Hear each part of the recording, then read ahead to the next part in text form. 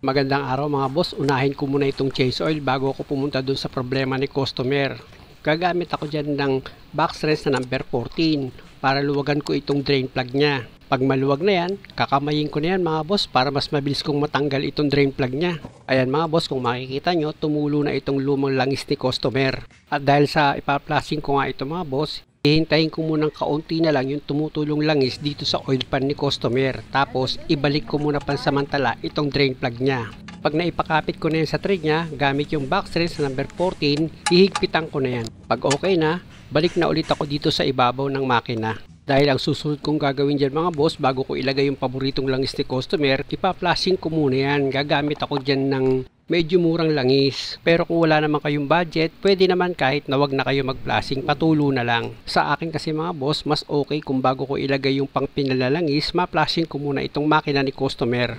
After ko maisaling yan, ilagay ko na itong engine cap, tapos ipa-start ko na itong makina. Sa gagamitin yung pang-flashing ng makina, kung ilang litro ba, depende sa inyo yan mga boss. At pag naisalin nyo na yung ginamit yung pang-flashing, hayaan nyo lang siyang naka-start ng 5 minutes.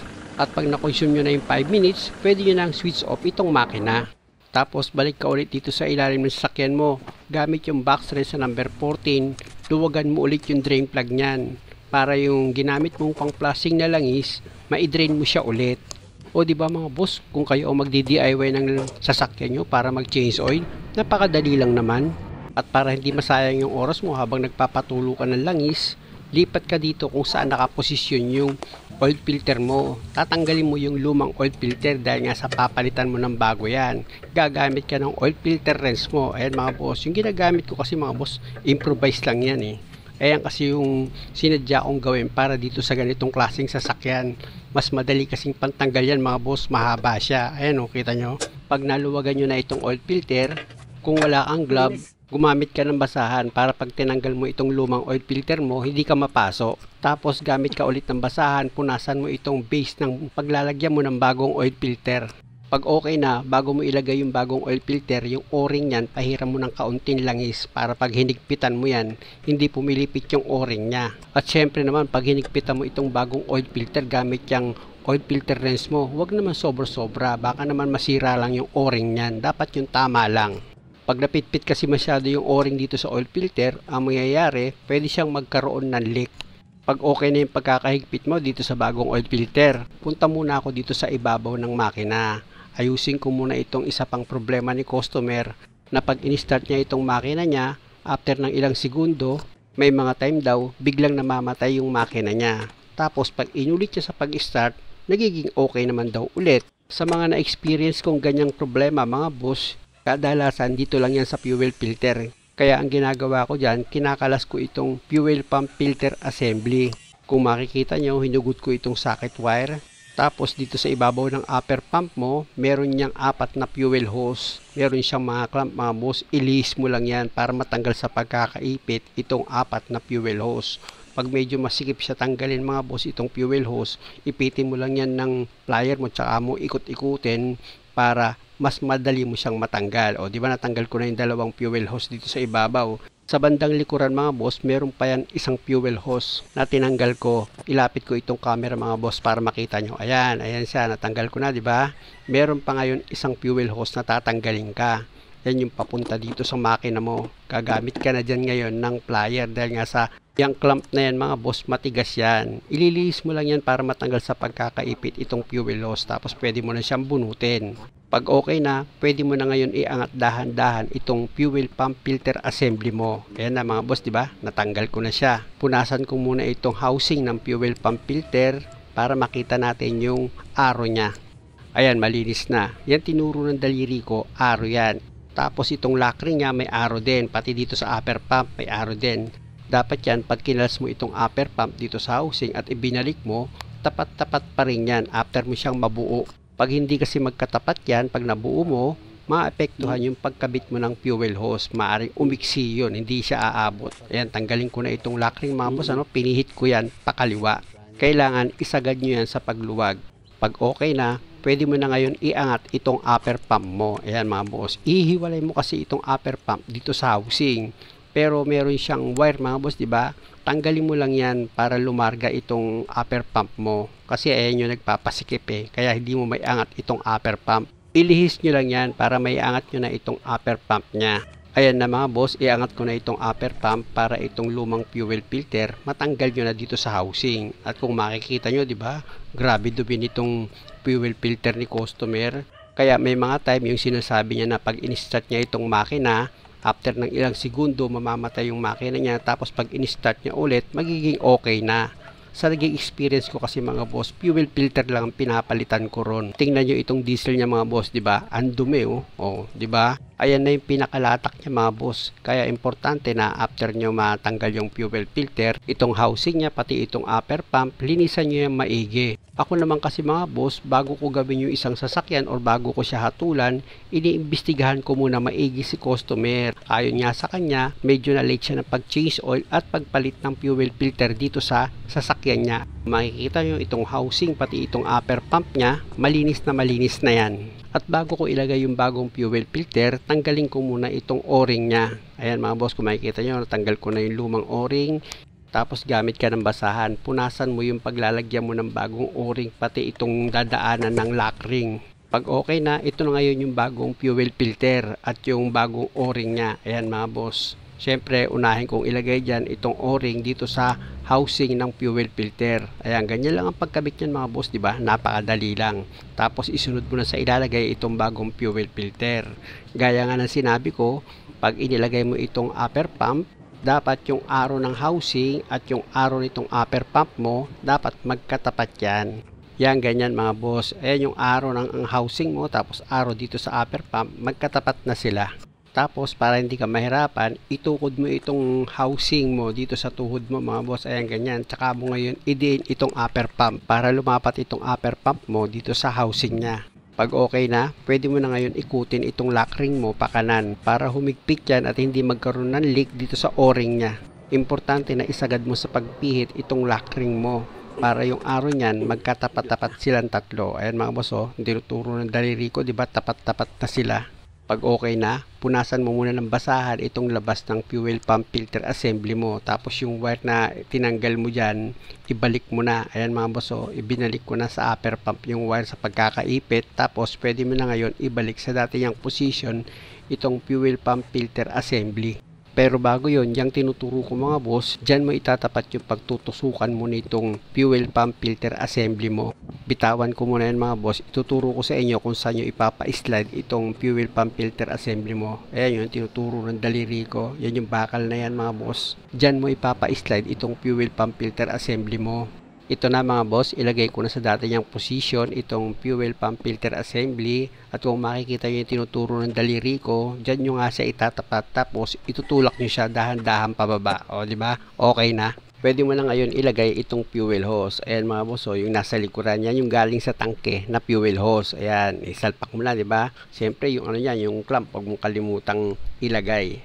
Pag nailagay mo na yung clamp, dito naman sa ibabaw niya, meron pang dalawang fuel hose na ilalagay ka dyan. Yan. Ilagay mo na rin yung mga clamp yan, malambot lang naman yan kahit kamayin mo lang. Pero itong tinuro ng daliri ko, huwag mo munang ilalagay dyan yung fuel hose papunta sa makina. Ipump mo muna dito sa ibabaw.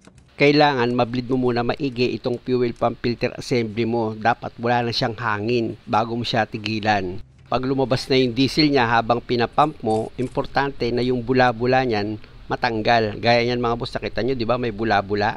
Ayan minsan yung dahilan, kaya pag i-start mo yung makina mo, after ng ilang segundo, namamatayan ka ng makina.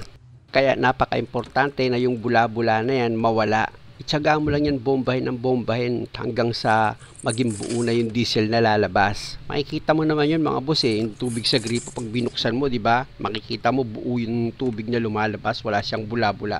Ganon. Ayan, kung makikita nyo, tsilaga kung ipump ng ipump yan. Na kung mapapansin nyo, dahan-dahan nang nawawala yung bula na lumalabas dito sa fuel pump filter assembly ni customer. Nakita nyo naman yung lumalabas na diesel, di ba? Wala na siyang bula. Pag ganyan mga boss, pwede na yan, ilagay mo na itong isa pang fuel hose papunta na yan sa makina.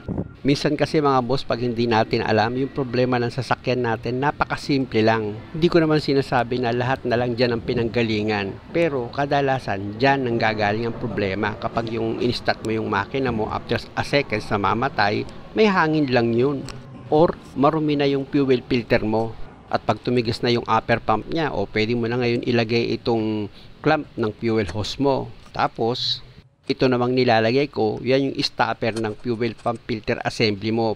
May bolt yan na number 10, tsaka mo ngayon siya higpitan, tapos itong socket wire, i-connect mo na yan. At itong cover niya sa ibabaw, ilagay mo na rin yan. Sundan mo lang naman yung guide niyan, itutusok mo itong cover, tapos ididiin mo kabilaan para mag-lock siya. O diba, ganun lang naman kadali. At dahil nga sa okay na ako dyan, balik ulit ako dito sa ilalim ng sasakyan. Dahil nga sa i-change oil ko ito. Pwede ko na ngayon ilagay itong drain plug. Ayan mga boss, na ipakapit ko na yung drain plug. Tapos gamit ka ng box sense sa number 14. I-final mo na yung higpit. O diba, pag mahigpit na siya, balik ka ulit dito sa ibabaw ng makina mo. At pwede ka na ngayon magsalin ng langis. May nakaready si customer na 2 galon, pero hindi mo ilalagay lahat yan. Siyempre gagamit ka ng dipstick para sigurado ka na hindi ka sumobra pag nagsalin ka ng langis. After ko may isalin itong 1 galon, ito naman yung pangalawa. Siyempre naman mga boss, huwag niyo ibubuhos lahat yan. May matitira dyan na kaunti. At para hindi kayo sumobra, gaya nga ng sinasabi ko, lagi kayong gagamit ng dipstick every time na mag-change oil kayo. Para sigurado kayo sa sukat ng langis na ilalagay nyo dito sa makina nyo. Ako kasi pag nagsali ng langis, medyo sobra ng kaunti sa level niya. Kasi pag in-start ko yan, papasok pa yan sa oil filter. Start ko na itong makina.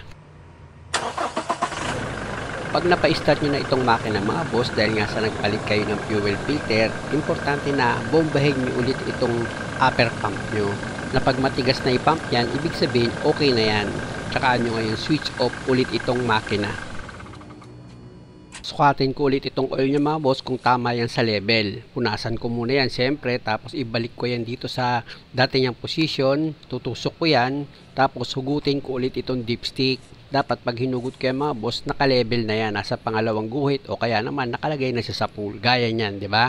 Okay na siya.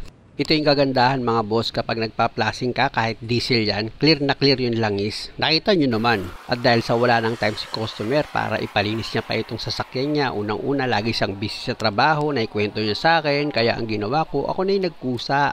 Nilinis ko itong makina niya para kahit papano maganda sa paningin. O tapos na, kayo na yung humusga. Sabi nga, yung pagkakataon mong gumawa ng mabuti sa kapwa mo at hindi mo ginagawa, magiging kasalanan mo yun. Sabi nga ni customer, busy siya O di pagbigyan natin, di ako na yung gagawa. Kumbaga, kaunting pagod lang yan. Dahil sa okay na ako dyan, isubok ko naman ngayon yung sinasabing problema ni customer na pag in-start niya itong makina niya, after a second, namamatay itong makina. Mga boss, kung makikita nyo, start ko na itong makina ni customer.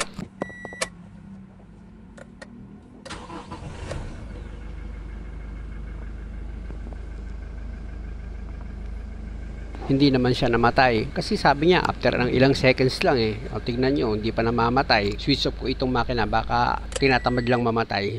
Tapos start ko ulit yan.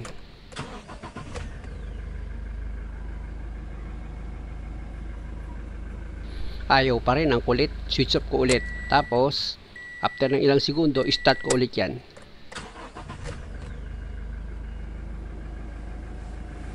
Ayaw pa rin mamatay mga boss. Isa na lang maganda rito. Labas muna ako dito sa sasakyan ni customer. Tapos yung hood niya, ibababa ko na yan.